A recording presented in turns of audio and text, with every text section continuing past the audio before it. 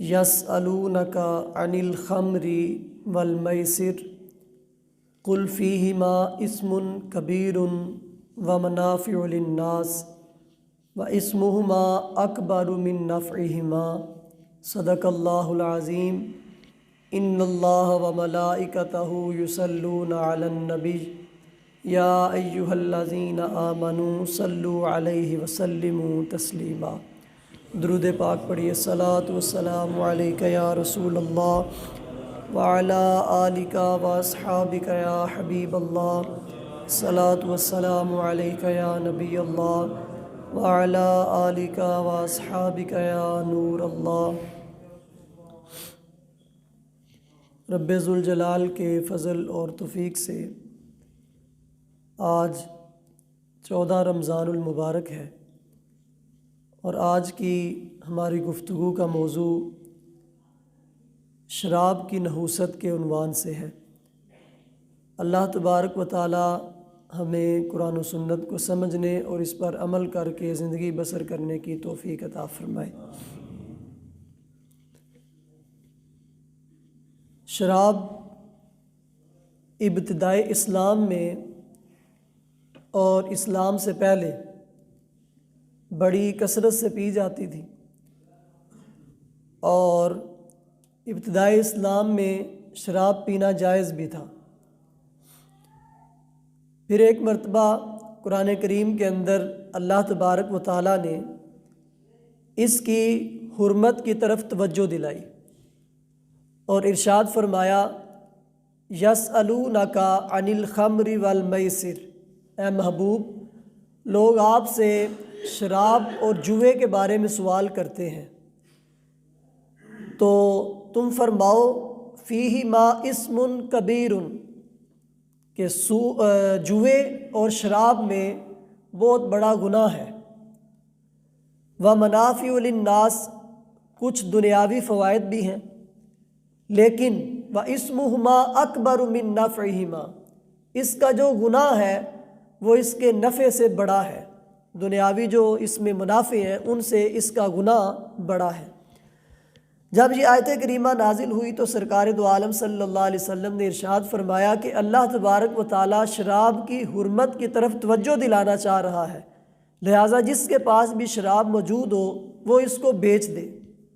تو کیونکہ اس آیت کے اندر شراب کی حرمت کا واضح طور پر جو ہے وہ ثبوت نہیں تھا، تو بہت ساروں نے شراب پینا چھوڑ دی، لیکن کچھ نے ابھی نہ چھوڑی، وہ پیتے رہے۔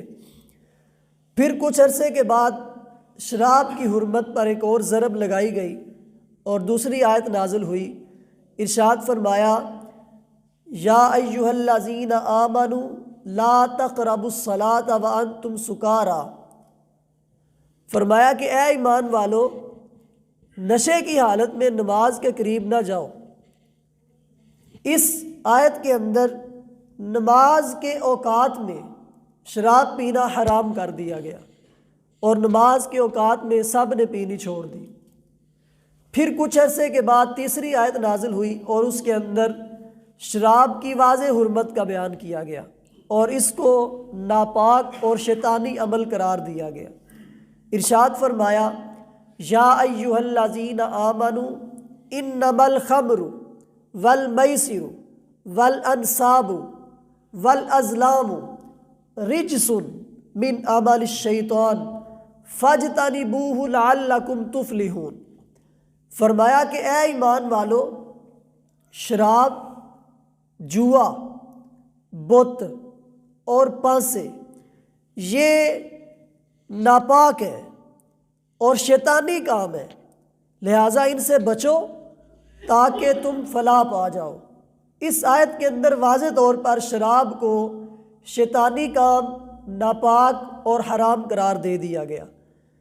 اس آیت کے نازل ہونے کے بعد پھر اس کے بعد کسی مسلمان نے بھی شراب نہیں پی، حتیٰ کہ اگر کسی نے پی ہے تو اسے حد لگائی گئی ہے۔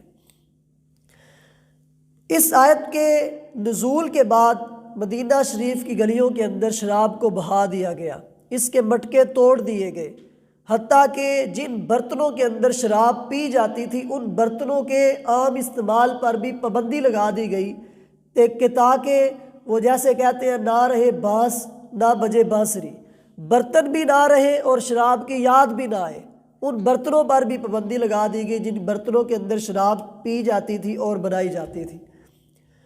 یہ تو تھی قرآن کریم میں شراب کی حرمت۔ اب شراب کہتے کسے ہیں اور اس کا حکم کیا ہے؟ عام طور پر لفظ شراب جو ہے عربی میں جب یہ استعمال ہوتا ہے تو اس کا مطلب ہوتا ہے پینا یا پینے کی چیز، تو کسی بھی پینے کی چیز کو شراب کہا جاتا ہے۔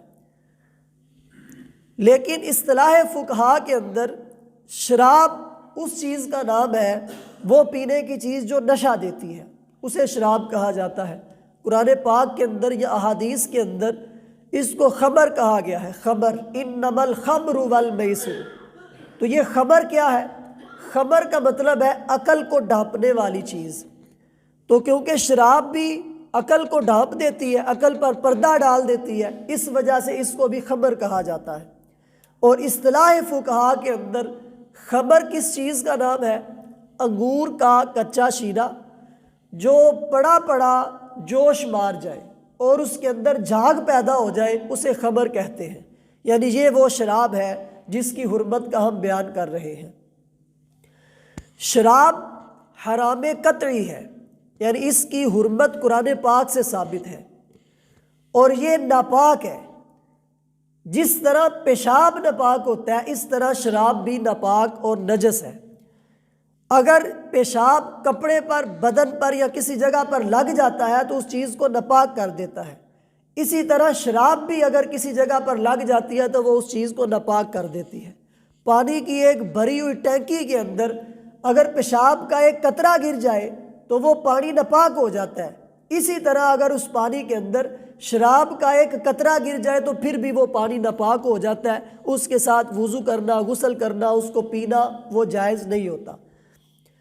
اسی طرح اس کی حرمت کیونکہ قرآن پاک سے ثابت ہے تو اس کی حرمت کا انکار کرنے والا وہ کافر ہے، اور اس سے کسی بھی قسم کا انتفاع جائز نہیں ہے۔ یعنی شراب سے کسی قسم کا نفع حاصل کرنا، اس کو پینا یا دوائی کے طور پر پینا یا کسی دوسرے کو پلانا، حتیٰ کہ جانوروں کو پلانا بھی جائز نہیں ہے۔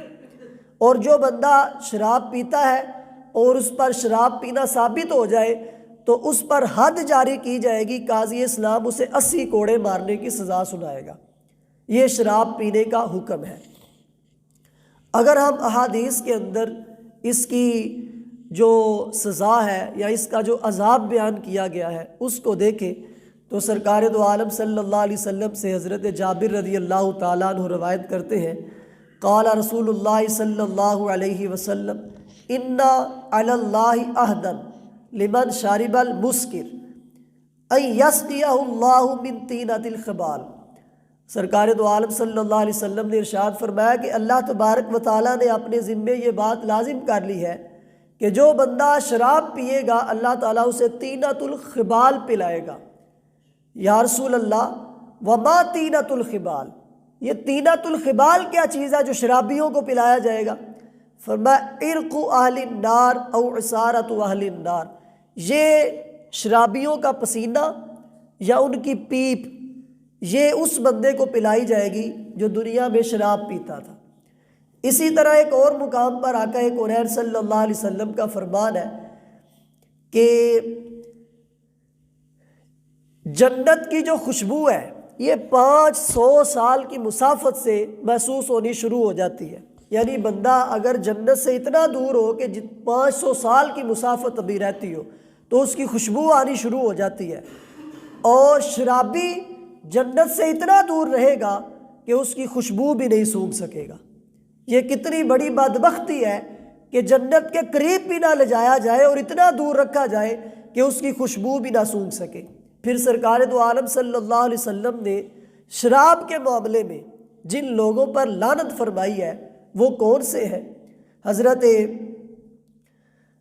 ابو داؤد رحمۃ اللہ تعالی علیہ سنن ابی داؤد کے اندر روایت نقل کرتے ہیں کہ کہ سرکار دو عالم صلی اللہ علیہ وسلم نے لعنت فرمائی شراب پر، یعنی خود شراب پر بھی لعنت فرمائی، اور شراب پینے والے پر، شراب پلانے والے پر، شراب خریدنے والے پر، شراب بیچنے والے پر، شراب بنانے کی نیت سے انگور نچوڑنے والے پر بھی سرکار دو عالم نے لعنت فرمائی ہے، اور جو انگور نچڑوا رہا ہے اس پر بھی لعنت فرمائی ہے، شراب کو اٹھوانے والے پر بھی لعنت فرمائی ہے، اور جو بندہ شراب اٹھا کے لے کے جا رہا ہے اس پر بھی لعنت فرمائی ہے، اور فرمایا کہ اس کا ثمن یعنی اس کی قیمت کھانے والے پر بھی لعنت فرمائی ہے۔ یہ 10 بندے ہیں جن پر سرکار دو عالم صلی اللہ علیہ وسلم نے شراب کے معاملے میں لعنت فرمائی ہے، اور جو شرابی ہے اس کی صحبت سے بچنا کس قدر ضروری ہے۔ حضرت عبداللہ بن عمر رضی اللہ تعالیٰ عنہ فرماتے ہیں، امام بخاری نے اپنی کتاب الادب المفرد کے اندر اس کو نقل کیا، فرمایا کہ لا تعودوا شراب الخمر اذا ماردو، فرمایا کہ جب شراب پینے والا بندہ بیمار ہو جائے تو اس کی عیادت کرنے کے لیے نہ جاؤ۔ حضرت عبداللہ بن عمر رضی اللہ تعالیٰ عنہ کا قول امام بخاری نے صحیح بخاری کے اندر نقل کیا، اور فرمایا کہ لا تسلموا علی شربۃ الخمر، جو بندہ شراب پیتا ہے اس کو سلام نہ کیا جائے، اگر وہ سلام کرتا ہے تو اس کے سلام کا جواب بھی نہ دیا جائے۔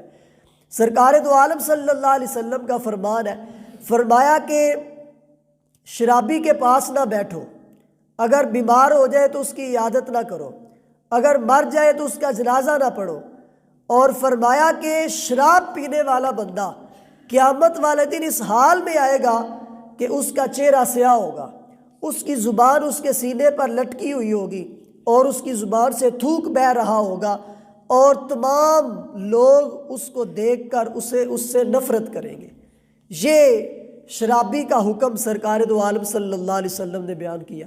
ہمارے معاشرے کے اندر بدقسمتی سے جہاں پر دیگر بہت ساری بیماریاں برائیاں عام ہیں، سرکار دو عالم صلی اللہ علیہ وسلم نے فرمایا کہ تمام برائیوں کی جڑ شراب ہے، یہ ام الخبائث ہے، تمام برائیوں کی ماں ہے۔ تو جس طرح دیگر بہت ساری برائیاں عام ہیں ہمارے معاشرے کے اندر شادی بیاہ کے موقع پر، اسی طرح دیگر مواقع پر شراب بھی بہت زیادہ پی جاتی ہے۔ پہلے تو یہ شہروں کے اندر ہوتا تھا، اب گاؤں دیہات کے اندر بھی یہ بات بڑھتی جا رہی ہے، اور لڑکے جو ہے وہ شادی بیاہ پہ اکٹھے ہو کر شراب نوشی کرتے ہیں، اور یہ اس قدر گھنونا اور برا کام ہے کہ سرکار دو عالم صلی اللہ علیہ وآلہ وسلم نے اور قرآن پاک کے اندر اس کو ناپاک قرار دیا گیا ہے۔ شراب پیشاب کی طرح ناپاک ہے، جس طرح پیشاب ناپاک ہوتا ہے، تو اس سے بچنا ہر مسلمان پر لازم ہے، اور جو ہمارے دوست احباب رشتہ دار یا جاننے والے اس عمل کے اندر مبتلا ہیں، ہمیں چاہیے کہ ہم ان کو بھی سمجھائیں اور ان کو بھی اس کام سے منع کریں۔ اللہ تبارک و تعالی ہمیں قرآن و سنت کو سمجھنے کی توفیق عطا فرمائے، اس پر عمل پیرا ہو کر زندگی بسر کرنے کی توفیق عطا فرمائے۔ آمین بجاہ النبی الامین صلی اللہ تعالی علیہ وآلہ وسلم۔ الصلاۃ والسلام علیک یا رسول اللہ وعلی آلک واصحابک یا حبیب اللہ، الصلاۃ والسلام علیک یا نبی اللہ وعلی آلک واصحابک یا خاتم النبیین۔ الحمدللہ رب العالمین والصلاۃ والسلام علی سید الانبیاء والمرسلین۔ یا مالک و مولا، ہمارے والدین کی اور پیارے آقا علیہ السلام کی ساری امت کی بخشش فرما۔ یا الہی، جو ہم نے نماز فجر ادا کی اپنی بارگاہ میں قبول فرما، نماز پنجگانہ باجماعت ادا کرنے کی توفیق عطا فرما، اپنا اور اپنے پیارے حبیب صلی اللہ علیہ وسلم کا مخلص عاشق بنا، قرآن و سنت پر عمل کر کے زندگی بسر کرنے کی توفیق عطا فرما۔ مالک کائنات، ماہ رمضان المبارک کے بقیہ ایام کے روزے رکھنے کی توفیق عطا فرما، آج کے روزے کو اپنی بارگاہ میں شرف قبولیت عطا فرما، ہم سب کی کامل بخشش فرما۔ کہتے رہتے ہیں دعا کے واسطے بندے تیرے، کر دے پوری آرزو ہر بے کس و مجبور کی، جب دم واپسی ہو یا اللہ، نگاہوں میں ہو جلوہ مصطفیٰ، لب پہ ہو لا الہ الا اللہ محمد الرسول اللہ صلی اللہ۔